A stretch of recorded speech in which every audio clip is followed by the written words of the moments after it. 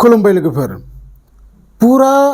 बुहुमाव जेसेबां मुस्लिम कान्ट्रि दङ बै मुस्लिम कान्ट्रिफोरनि गेजेराव इरान ओरैबायदि मोनसे हादोर जाय हादोरा आमेरिकानि कुनु बाथ्राखौनो मानिना सलिया आरो मानिना सलिनो गिरा बिसोरो आरो बिनि मेन कारना जाबाय आमेरिकानि जि दमन बिथांमोना जाबायदि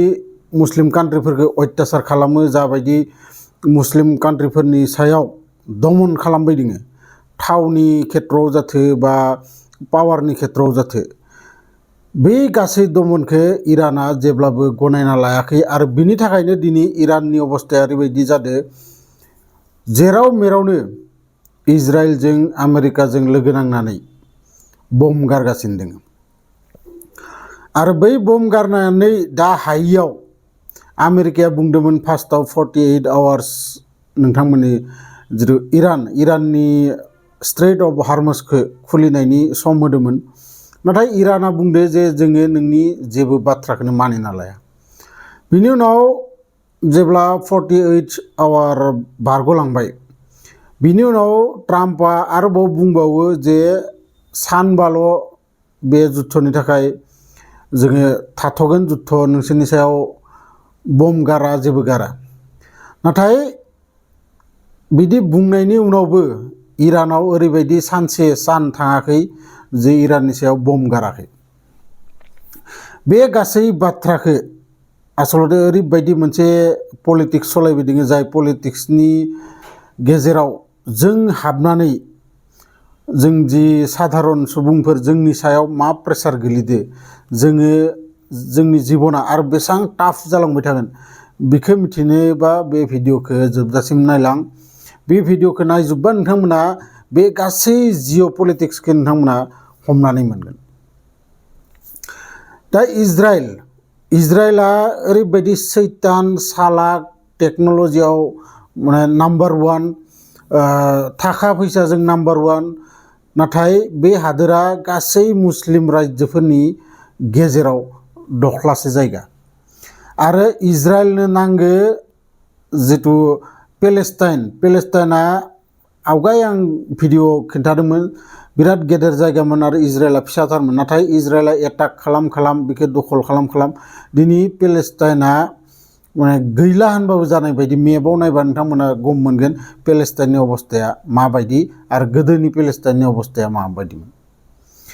आरो बे इजराइलनि जेसेबां गेदेर गेदेर कम्पानि दङ जेसेबां गेदेर गेदेर बिजनेसमेन दङ गासैबो दङ अबेयाव आमेरिकायाव आरो बे इजराइला बिनि थाखायनो आमेरिकाखौ कन्ट्रल खालामनो हायो मानि थाखाय दिनै फेसबुक बायदि गेदेर कम्पानि आमेरिकानिफ्रायसो खामानि मावबाय दङ गतिके बे दुनियानि आधा डाटायानो इजराइलनि आखायाव दङ आरो बेफोर डाटाया आजिखालि जुगाव ओरैबायदि खामानि होयो नोंथांमोना मबाइल फन दङबाथाय नोंथांनि नाम्बाराव मब्लाबा फन फैयो जे नोंथांनि नामाव एसेबां लन एप्रुभ जादो नोंथांनो नांगौबा 1 दाबाय 2 दाबाय बेफोरबायदि फन फैना फैया बे नाम्बारखौ बेयाव मोनदो बे नाम्बारा जाबाय जायनाव नोंथांनि डाटा दोङो बै डाटाखौ बिसोरो मा खालामो सेल खालामो आरो सेल खालामनायनि उनाव जाय कम्पानिया नोंथांनि डाटाखौ मोनो बिसोरो नोंथांखौ बेफोरबायदि फन हरो गतिके डाटाया जाबाय दाबायदि जुगाव बिराद गेदेर मोनसे अस्त्र जानानै ओंखारबोदों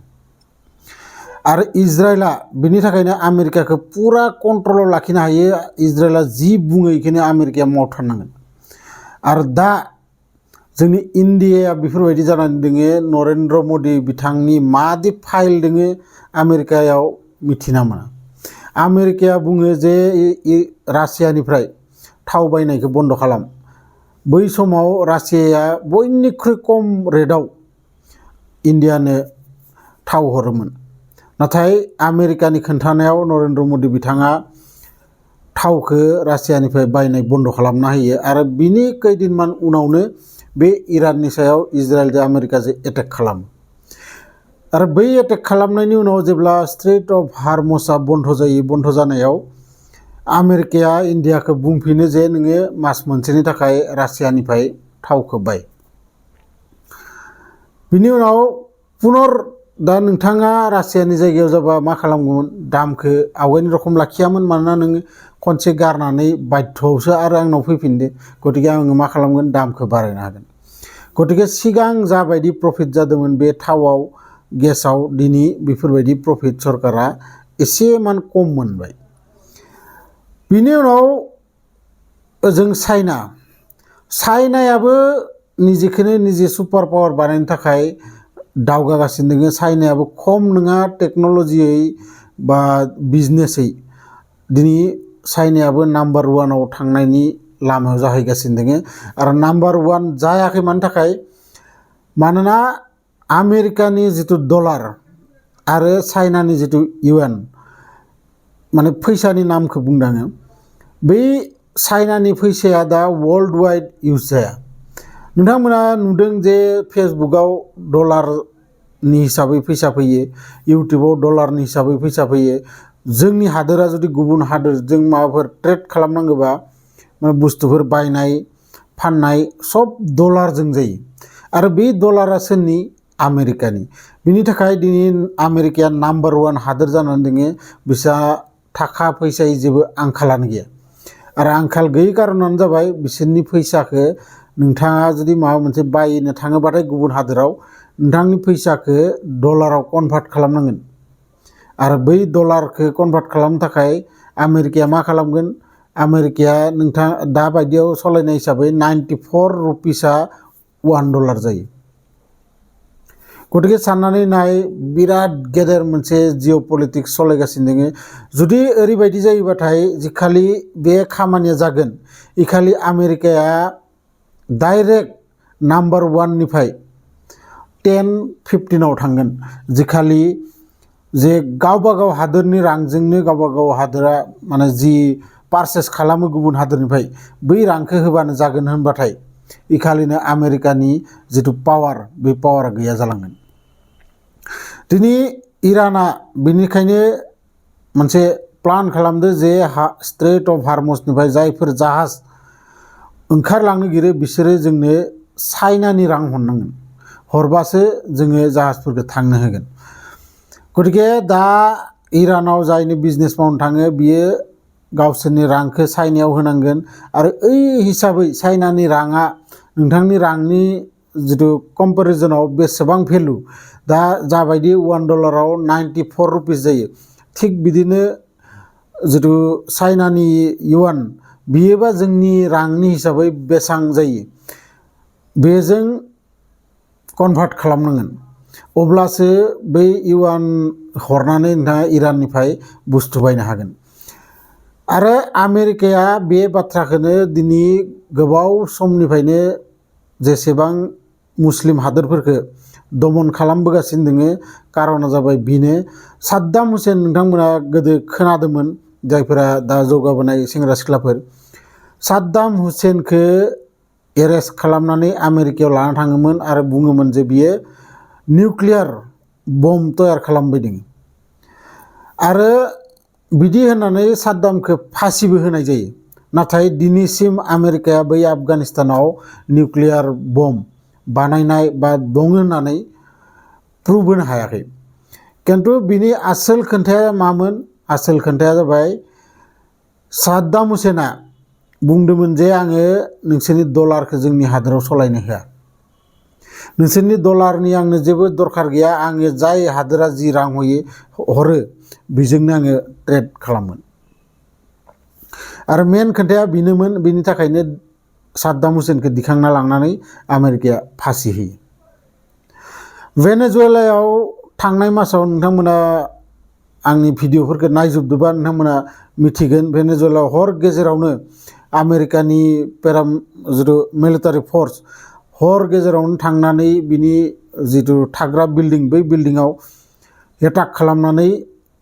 हुवा हिन्जाव गथ' गथाय सब दिखांनानै लाना फैयो दा आमेरिकायाव बिनि सायाव केस सालायबाय दङ आरो बैदि भेनेजुवेलानि मादुराय ना मा नाममोन बियो प्रेसिडेन्टआ बै प्रेसिडेन्टखौ मानि थाखाय हमनाय जायो बै प्रेसिडेन्टखौ हमनाय जायो बै प्रेसिडेन्टआबो सिं रासियानि फैसाजों ट्रेड खालामनायनि मोनसे बाथ्रा सावरायगासिनो दंमोन आरो आमेरिकाया बे बाथ्राखौनो मिथिनानै बैखौबो हमनानै लाना थाङो आरो मुस्लिम हादोरफोरा बुंनाय बायदि जायो ओरैबायदि गिख' इरान बायदि जुदि बयबो